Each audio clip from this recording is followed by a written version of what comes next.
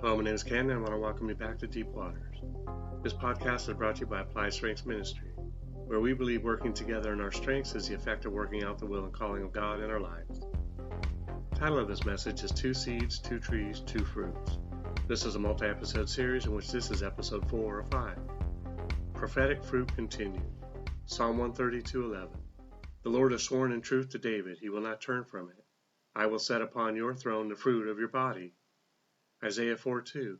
In that day the branch of the Lord shall be beautiful and glorious, and the fruit of the earth shall be excellent and appealing for those of Israel who have escaped. Isaiah 27:6. Those who come he shall cause to take root in Jacob. Israel shall blossom and bud, and fill the face of the world with fruit. Isaiah 34:4. All the host of heaven shall be dissolved, and the heavens shall be rolled up like a scroll.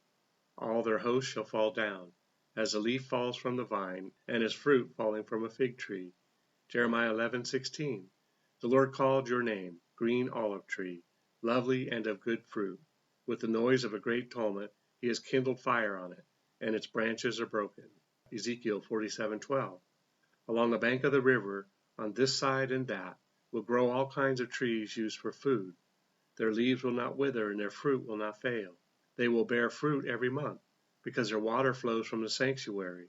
Their fruit will be for food, and their leaves for medicine. Matthew 21:19.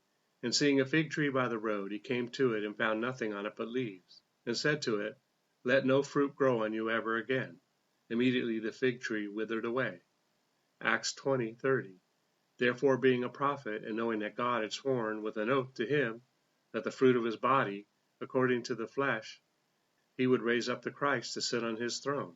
The fruit of judgment, Matthew 3:10. And now even the axe is laid to the root of the trees. Therefore every tree which does not bear good fruit is cut down and thrown into the fire. Luke 13:6-9. He also spoke this parable. A certain man had a fig tree planted in his vineyard, and he came seeking fruit on it and found none. Then he said to the keeper of the vineyard, Look, for 3 years I have come seeking fruit on this fig tree and find none. Cut it down. Why does it use up the ground? And if it bears fruit, well, but if not, after that you can cut it down. Identifying fruits. Matthew 7:16. You will know them by their fruits. Do men gather grapes from thorn bushes or figs from thistles? Matthew 7:17-20. You will know them by their fruits. Do men gather grapes from thorn bushes or figs from thistles? A good tree cannot bear bad fruit, nor can a bad tree bear good fruit. Every tree that does not bear good fruit is cut down and thrown into the fire. Therefore by their fruits you will know them. The fruit of choice, Matthew 12:33. Either make the tree good and its fruit good, or else make the tree bad and its fruit bad, for a tree is known by its fruits. The fruit of Jesus, Proverbs 8:19. My fruit is better than gold, yes, than fine gold, and my revenue than choice silver. Fruit of righteousness, Proverbs 11:30. The fruit of the righteous is a tree of life, and he who wins souls is wise. Proverbs 12:12. He wicked coveteth the catch of evil men, but the root of the righteous yields fruit. Philippians 1:11. Being filled with the fruits of righteousness which are by Jesus Christ, to the glory and praise of God. James 3:18. Now the fruit of righteousness is sown in peace by those who make peace.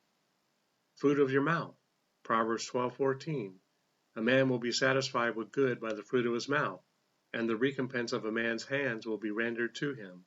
Proverbs 13:2. A man shall eat well by the fruit of his mouth, but the soul of the unfaithful feeds on violence. Proverbs 18:21. A man's stomach shall be satisfied from the fruit of his mouth. From the produce of his lips he shall be filled. Isaiah 57:19. I create the fruit of the lips. Peace, peace to him who is far off, and to him who is near, says the Lord, and I will heal him. Hebrews 13:15. Therefore by him let us continually offer the sacrifice of praise to God, that is, the fruit of our lips, giving thanks to his name. Proverbs 18:21. Death and life are in the power of the tongue, and those who love it will eat its fruit. James 3:2-12. For we all stumble in many things. If anyone does not stumble in word, he is a perfect man, able to bridle the whole body. Indeed, we put bits in horses' mouths that they may obey us, and we turn their whole body. Look also at ships. Although they are so large and are driven by fierce winds, they are turned by a very small rudder wherever the pilot desires. Even so, the tongue is a little member and boasts great things. See how great a forest a little fire kindles? And the tongue is a fire, a world of iniquity. The tongue is so set among our members that it defiles the whole body, and sets on fire the course of nature, and it is set on fire by hell. For every kind of beast and bird, of reptile and creature, of the sea, is tamed and has been tamed by mankind. But no man can tame the tongue. It is an unruly evil, full of deadly poison. With it we bless our God and Father, and with it we curse men, who have been made in the similitude of God. Out of the same mouth proceed blessings and cursings. My brethren, these things ought not be so. Does a spring send forth fresh water and bitter from the same opening? Can a fig tree, my brethren, bear olives, or a grapevine bear figs? Thus no spring yields both salt water and fresh. Fruit of the heart. Isaiah 10:12. Therefore it shall come to pass when the Lord has performed all of his work on Mount Zion and on Jerusalem, that he will say, I will punish the fruit of the arrogant heart of the kings of Assyria, and the glory of his haughty looks. Matthew 13:23. But he who received seed on a good ground is he who hears the word and understands it, who indeed bears fruit and produces, some 100, some 60, some 30. Fruit of thoughts. Jeremiah 6:19. Hear, O earth, behold, I will certainly bring calamity on the people, the fruit of their thoughts, because they have not heeded my words nor my law, but rejected it. Romans 12:2. For who has known the mind of the Lord, that he may instruct him? But we have the mind of Christ. 1 Corinthians 2:16. For who has known the mind of the Lord, that he may instruct him? But we have the mind of Christ. Well, that's it for today.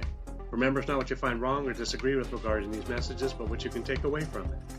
Together we can do more to impact the kingdom than if we work alone. Let's flip the script and kill, steal, and destroy the works of the enemy, and create space for the light of lights to shine through into people's lives. Find a seed and click on the like and subscribe button. Let's build this ministry together. Thanks, and see you next time in Deep Waters.